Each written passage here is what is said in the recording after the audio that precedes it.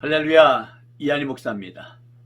여러분 반갑습니다. 오늘도 행복하게, 오늘도 건강하게, 오늘도 하나님의 영광을 위하여 멋지게 사는 하루 되시기를 주님의 이름으로 축복합니다. 출애굽기를 알면 인생이 보인다 라고 하는 시간, 10번째 시간입니다. 출애굽기를 우리가 공부하면서 인생을 공부하는 거죠. 우리의 신앙생활이라는 게 뭘까? 예수 믿는 게 뭘까? 왜 우리는 교회 다니고, 왜 직장생활을 하고, 왜 사업하고, 왜 자식 키울까? 우리 다음 세대는 왜 공부할까? 모든 질문의 답이 출애굽기에 있습니다. 출애굽기의 핵심 구절이 출애굽기 3장 7절 8절 말씀이죠. 7절 8절 말씀에 7가지 동사, 보고 듣고 알고 내려가서 건져내고 인도하여 데려가려 하노라. 출애굽기 1장에서 40장까지가 요 7단으로 다 펼쳐서 꾸며볼 수 있는데요. 1장 2장 보고 듣고 알고, 3장에서 11장 내려가서, 12장 1절 건져내고 6월절 어린 양, 13장에서 24장까지가 인도하여인데 세 장소를 인도합니다. 홍해, 광야, 그 다음에 시내산. 그래서 25장에서 40절은 성막이에요. 출애굽기는 성막이고, 출애굽기 3장 7절 8절의 약속은 젖과 꿀이 흐르는 가나안 땅이죠. 자, 여기서 우리가 반복하는 겁니다. 전체 개요를 지금 공부하고 있어요. 아직 개요예요. 그래서 조금씩 들어가고 있습니다. 개요를 하더라도 조금씩 깊이 들어가고 있습니다. 그래서 반복하면은 이제 이렇게 딱 그림이 그려지죠. 그림이 그려지면은 이제 성경을 보는데 눈이 뜨여집니다. 출애굽기만 하나 잘 정확하게만 알아도 다른 성경을 보면은 항상 은혜, 구원받고 이제 훈련받고 그 다음에 쓰임받고 이런 구조로 다 되어 있단 말이죠. 항상 그래요. 그렇게 보시면 됩니다. 구속사로 보시면 되는 거죠. 그래서 오늘 말씀 이제 한번 읽겠습니다. 오늘은 이제 광야 얘기를 지난번에 했어요. 5번째 광야, 홍해, 광야, 시내산 인도하는데 광야가 첫째 광야가 수르광야, 이제 16장, 15장 수르광야, 16장 신광야. 그 다음에 이제 17장에 르비딤 광야. 르비딤 광야 2가지가 나오죠. 르비딤에서 이제 반석을 깨서 물을 마시고, 또 르비딤에서 아말렉과 전쟁하고, 이렇게 광야가 또 있어요. 그 다음에 이제 시내 광야, 마지막 5번째 광야. 그리고 시내산 갑니다. 그게 이제 19장에서 24장까지 얘기예요.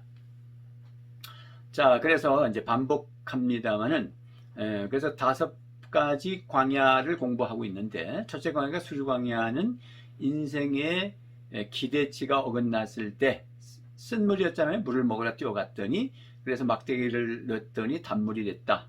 막대기를 적용하니까 십자가를 적용해라.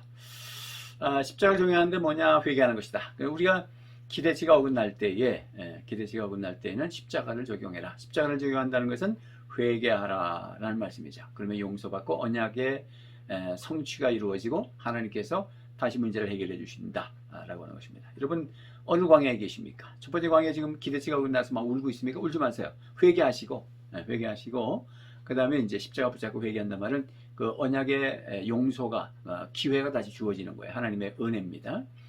그게 예수님 중심이죠. 첫 번째. 그래서 광야 훈련은 삼일체 하나님에게 증명시키는 것이 하나님의 계획이라는 거. 우리가 광야를 지금 걷고 있잖아요. 그것은 누구를 만나라고요? 삼일체 하나님을 만나는 거예요. 기대치가 어긋날 땐 예수님 중심. 16장에서 만나 사건이 나오죠. 그래서 이제 애굽에서 가져온 식량이 떨어져서 하나님이 이제 만나를 내려주시는 건데, 매일 만나를 주시죠. 만나는 말씀이라 그랬습니다.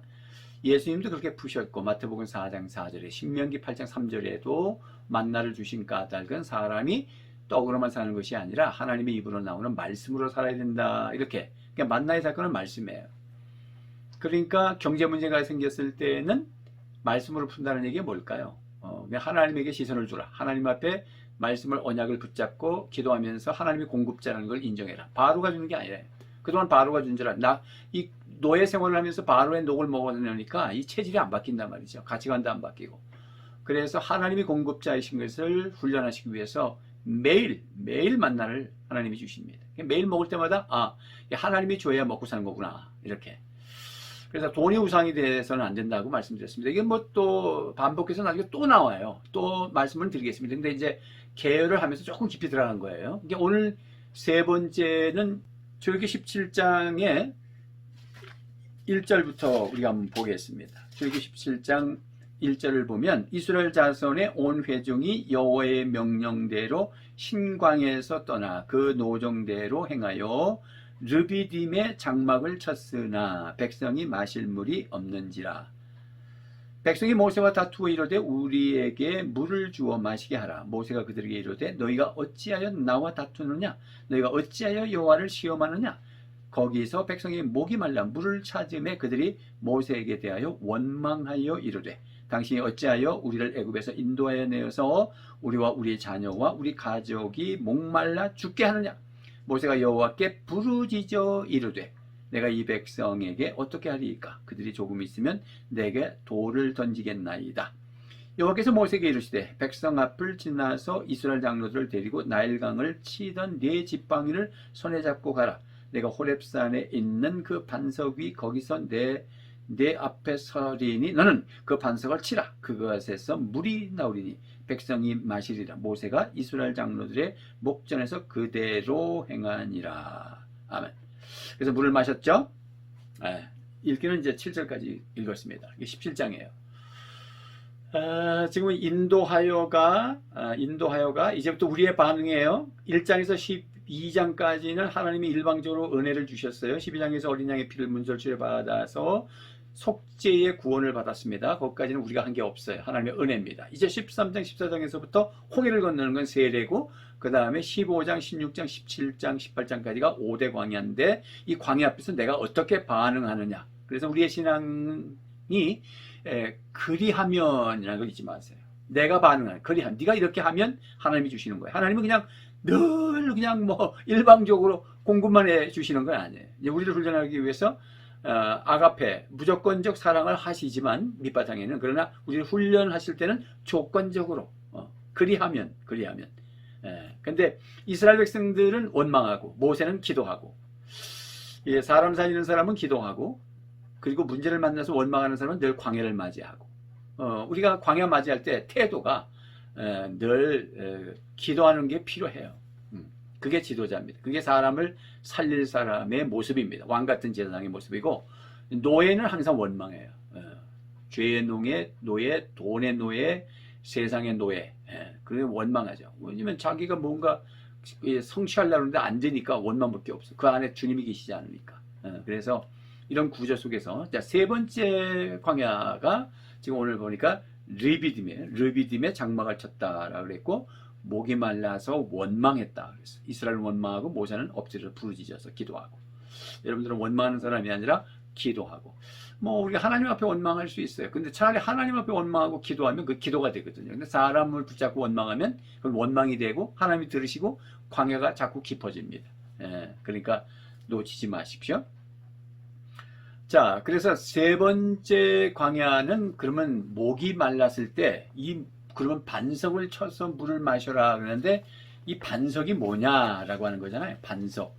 그래서 여러분 그 말씀의 고린도전서 10장 4절 말씀을 제가 읽어볼게요. 다 같은 신령한 음료를 마셨으니 이는 그들을 따르는 신령한 반석으로부터 마셨음에 그 반석은 곧 그리스도시라. 바울 사도가 출애굽 사건을 신약적 관점에서 다시 구속사적으로 푸는 거잖아요. 홍해를 고린도서 10장 3절에서 홍해를 모세와 구름 가운데에서 세례를 받았다고 그랬잖아요. 그렇게 세례라는 말이 그래서 나온 거예요. 홍해가 세례라고요. 세례가 뭐예요? 자기를 부정하고 자기는 죽고 다시 그리스도 이름으로 사는 거잖아요. 세례는 죽을 각오하는 게 세례예요. 내가 구원받은 외적인 표징이다. 교리에서 그렇게 외우는데 그것도 포함해서 세례를 받는다는 것은 이제 나는 죽고 내가 그리스도로 살겠습니다. 양식은 주님이 주는 것입니다. 자기 부정, 자기 생각을 다 가치관을 내려놓고 하나님의 가치관, 하나님의 DNA가 흐르는 하나님의 생명을 가지고 사는 사람으로서의 출발, 이 전환점이 구속사, 속죄를 이루고 세례를 받는 겁니다. 세례는 주인 교체식을 하는 거예요. 바로가 주인이 아니라 하나님이 주인이다. 자, 그 고린도전서 10장에 세례를 받던 홍해를 새로운 삶. 홍해 그러면 묵상 많잖아요. 바로가 수장 죽고 이스라엘 백성은 살고 새로운 삶이 시작되니 세례라고 세례는 새로운 삶을 시작하는 거죠. 그래 그렇게 묵상하면 할 말이 참 많죠. 홍해 사건에서 할 말이 많단 말이에요. 자, 자, 지금 홍해 사건이 아니고 고린도서 10장을 홍해를 세례를 받았기 때문에 제가 잠깐 말씀드린 거예요. 복습한 겁니다. 그런데 지금 오늘 뭐라고 말씀을 하시냐면 고린도서 10장 4절 말씀에 그 반석을 깨서 이스라엘 백성들을 호렙에서 모세가 지팡이를 가지고 반석을 깨서 물을 마시겠는데 그 반석이 뭐냐면 예수 그리스도라고 풀었잖아요. 바울 사도가. 바울 신학. 대단해요. 그죠? 바울이 안 계셨으면 신약성경 13권 정도 되는데 우리가 많은 걸 놓쳤을 건데 로마서 같은 건 얼마나 대단합니까? 그죠? 자, 그래서 그 반석은 곧 그리스도라. 그러니까 생수가 필요한데 반석에서 생수가 나온다는 거잖아요. 그리스도에게 생수가 나온다. 그러니까 성령이 주의 영, 그리스도의 영. 우리 삼일체 하나님, 한 분 하나님이시지만은 삼위되신 하나님이 한 공동체를 이루시면서 사역을 하시잖아요. 그 성령을 누가 보내시냐? 예수님께서 주의 영, 하나님 보내신다. 하나님의 영, 이러죠. 성령은 하나님으로부터 영혼이 나오신다. 뭐 교리 참 어렵죠. 뭐 성경대로 그대로 풀어간 거예요. 그러니까 삼일체 하나님을 우리가 요 120 정도에 되는 IQ 가지고 하나님을 이해할 수 있습니까? 어느 정도 이해하면서 그냥 믿는 거죠. 성경 그대로 믿는 거죠. 성령님이 하나님이 보내시기도 하고 예수님이 보내시기도 해요. 예수님이 보낼 땐 그리스도의 영, 하나님이 보실 때 하나님의 영, 그러기도 하죠. 성령. 그래서 성령 하나님, 성령을 내가 받는 걸 성령의 생수를 마신다. 자, 그 말씀 요한복음 7장 37절 명절 끝날 곧 큰 날에 예수께서 서서 외쳐 이르시되 누구든지 목마르거든 내게로 와서 마시라. 목마르거든. 여기 목마른 말은 영적 목마름이죠. 인생이 드라이할 할 때, 공허할 때 주님에게 마시는 거예요. 공허하면 술 먹고 마약하고 부잣집 아들 딸들이 왜 마약해요? 탤런트들이 무슨 주사 맞고 걸리고 왜 그래? 공허에 드라이해서 그래. 그 안에 생명이 없어서 그래. 그러니까 7장 38절에서 나를 믿는 자는 성경에 이룬 것 같이 그 배에서 생수의 강이 흘러나오리라 하시니 예수님을 믿으면 생수의 강, 목마른 자는 나에게 와서 마시라. 생수의 강. 요한복음 7장 39절에 이는 그를 믿는 자들이 받을 성령을 가리켜 말씀하신 것이라. 그러니까 생수와 물과 생수 이게 성령과 같은 관점에서 주님이 말씀하셨잖아요. 영해하려고 하지 말고 예수님이 말씀하신 대로 우리가 받을 성령을 생수를 마셨다 이렇게. 그러니까 생수를 마신다는 게 뭐냐? 성령 받는 것이다. 성령을 어떻게 받는 거냐? 성령이 아니시고는 우리가 예수님을 구세주라고 할 수 없다 그러잖아요. 그러니까 성령이 오셔서 복음이 들어오면 예수 십자가 부활의 복음이 들어오면 성령이 역사하고 내가 예수님을 믿잖아요. 그러면 성령이 내 안에 들어오셔서 나에게 생수가 넘치도록 기쁨을 주는 거죠. 인생의 공허함이 채워지는 거지. 마치 창조 때 창세기 1장 2절 말씀, 3절 말씀에 보십시오, 여러분. 이 땅이 공허하고 흑암이 가득하고 그 다음에 혼돈하고 이럴 때 이제 질서가 잡히잖아요. 그 흑암에 빛이 들어오잖아요. 흑암에. 그 다음에 혼돈, 무질서에 질서가 들어온다고. 그래서 이게 생명의 과실들로 그 공허함을 채우고 그 다음에 하늘 궁창, 아래 궁창을 이제 무트로 나누고 하늘로 나누고 물과 바다, 강, 그 다음에 나무, 새들 이렇게 전부 분류해서 생명으로 가득 채우시잖아. 성령이 하시는 거지. 성령은 수면을 운행하신다고 그러는데 이렇게 이렇게 알을 품듯이 생명체를 품어서 이 우주가 탄생하는 삼위일체 하나님이 역사하시는 거예요. 어쨌든 거기에 보면은 혼돈, 흑암, 그럴 때 그 광명의 빛이 예수님의 빛이 들어오시고 하나님의 빛이 들어오시고 그 혼란스러울 때 질서가 생기고 그 다음에 성령의 역사하심으로 그 공허한 그 흑암이 그리고 혼란스러움이 그 흑암이 전부 밝게 질서가 잡히는 삼일체 하나님. 그래서 우리의 인생이 공허하고 캄캄하고 그럴 때 어떻게 했냐? 성령 받아야 되는 것이죠. 성령 받아야 돼. 이제 광야 얘기하니까 세 번째 광야. 여러분 세 번째 광야가 뭐예요? 인생이 드라이한 거예요. 인생이 공허한 거예요. 뭐 코로나 때문에 뭐 어디 여행도 못 가지, 돈은 있지, 쓸 데는 없지. 참 그 물질이 어디로 흘러가야 되는 거예요? 하나님의 나라 구속사를 위해서. 참 그렇게 멋지게 인생을 살 수 있는데 가치관이 없으면 자기 목마름을 채우려고 돈으로 채워집니까? 옷을 막 쇼핑한다고 해서 채워집니까? 취미생활로 우리의 진정한 공허함이 이게 채워집니까? 그거 안 채워지거든요. 그러니까 사람들이 막 허탈해야지. 우리 성도들도 마찬가지예요. 뭐 인생이 드라이할 때 뭐로 채워야 돼요? 반석을 깨서 생수로 채우는데 생수가 성령이라고, 성령. 그러니까 광야에서 지금 기대치가 어긋나는 쓴물일 때 막대기를 적용하고 십자가를 적용했을 때 예수님 중심. 그 다음에 양식이 떨어졌을 때 만나를 주시고 말씀을 공급해 주셨다 그러지. 말씀 붙잡고 하나님의 공급자라는 것을 고백하고 결단은 나는 돈으로 사는 게 아니라 빵으로 사는 게 아니라 하나님이 주시는 공급으로 산다. 그 말씀 붙잡고 약속 믿고 산다. 그래서 말씀을 받으면서 막 기뻐하는 거예요. 그러면서 경영하는 거지. 그 나라와 그 의를 구하면서. 그럼 하나님이 이제 공급하신다고 해요. 이 모든 것을 너에게 더하시리라. 그 나라와 그 의를 구하면. 그래서 성부 하나님이 중심이잖아요. 이제 세 번째는 오늘 17장 리비딤 사건에서의 목마름은 성령 중심이죠. 삼일체 하나님이잖아요.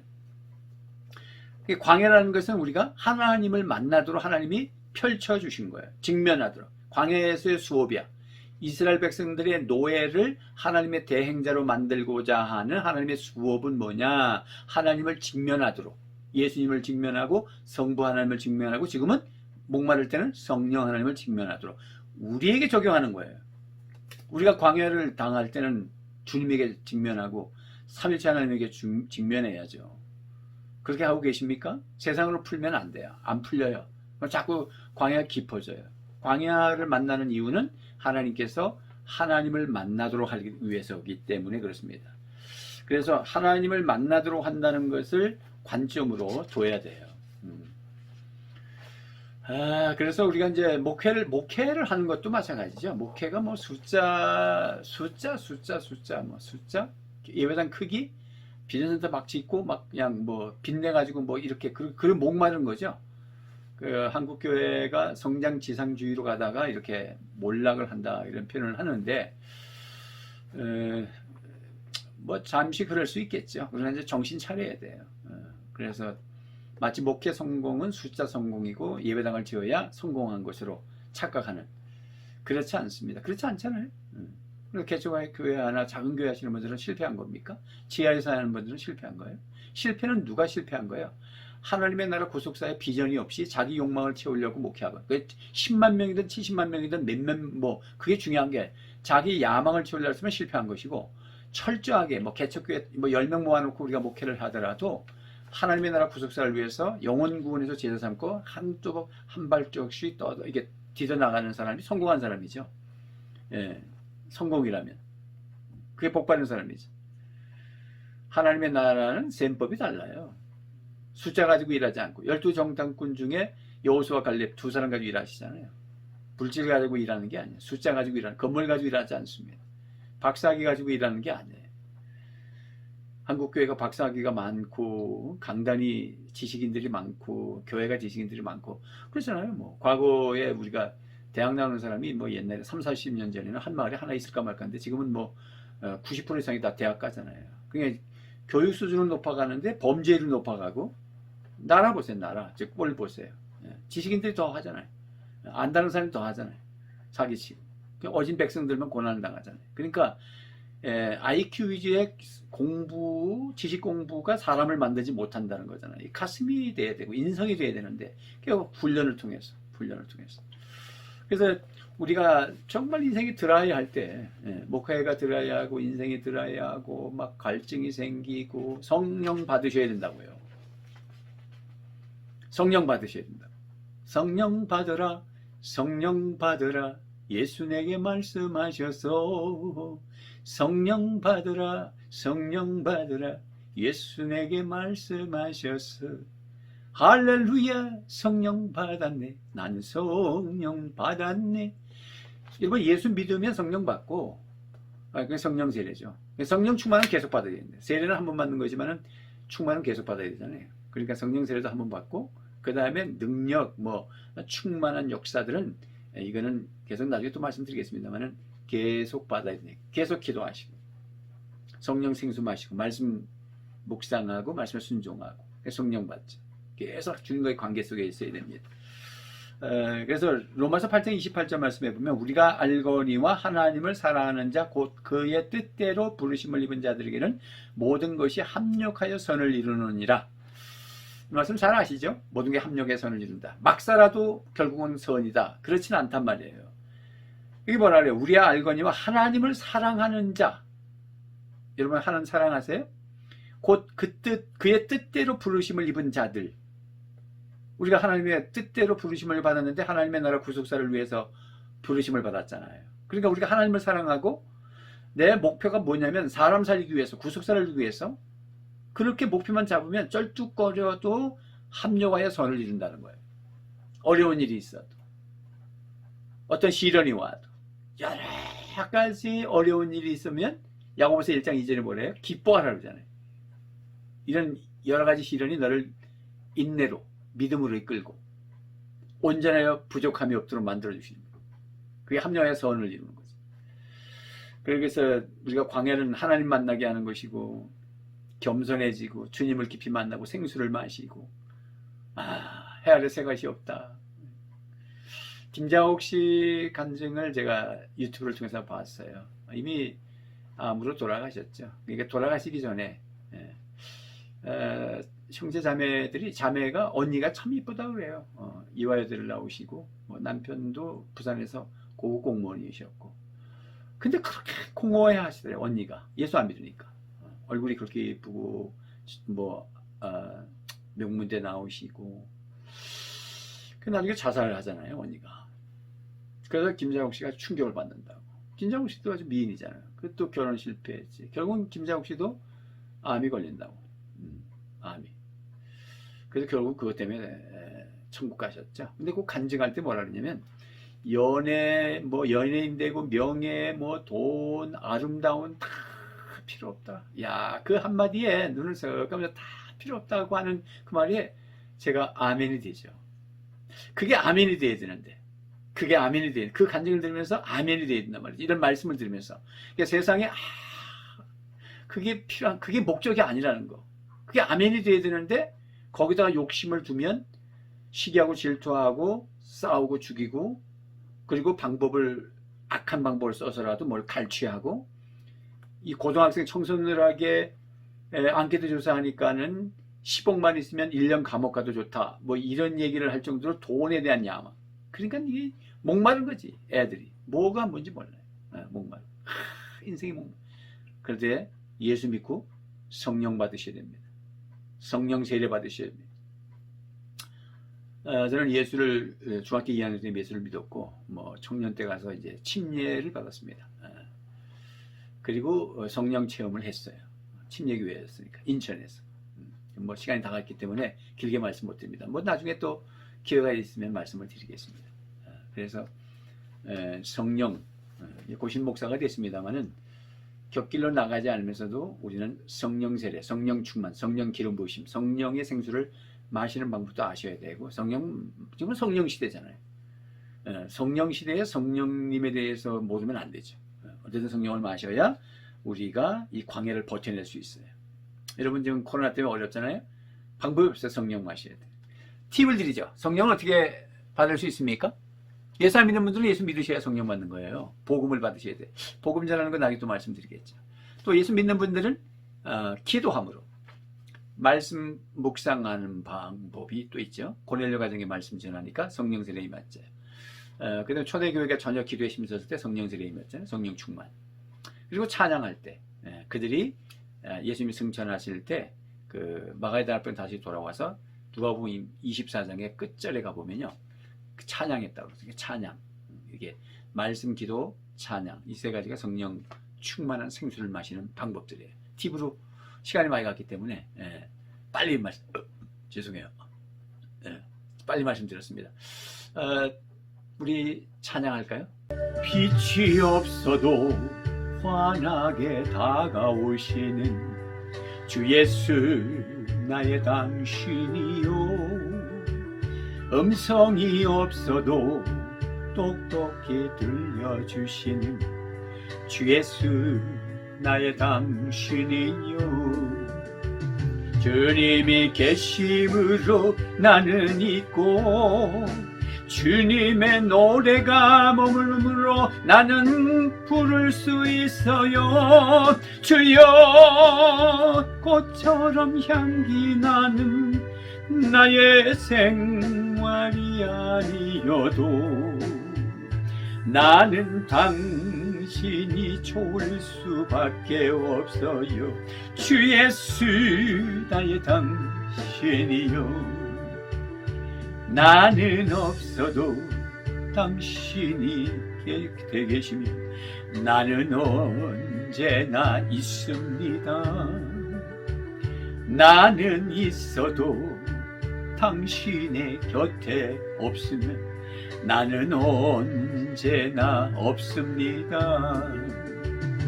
주님이 계심으로 나는 있고 주님의 노래가 머물므로 나는 부를 수 있어요. 주여 꽃처럼 향기 나는 나의 생활이 아니어도 나는 당신이 좋을 수밖에 없어요.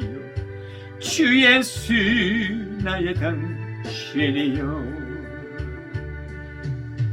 아멘. 할렐루야. 가사가 좋아요. 나는 있어도 주님이 없으면 나는 없는 거예요. 나는 없어도 주님이 계시면 나는 있는 거고, 나를 부정하면 주님이 계시고 결국은 내가 있는 거잖아요. 주 예수 우리 주님 생수 마시고 여러분 행복해서 인생이 들어야 하잖아요. 그럴 때 생수 마셔야 반석이신 그리스도를 십자가 사건에서 오시는 그리스도의 영, 그 성령을 받으십시오. 오늘도 건강하고 행복한 하루 되시기를 주님의 이름으로 축복합니다.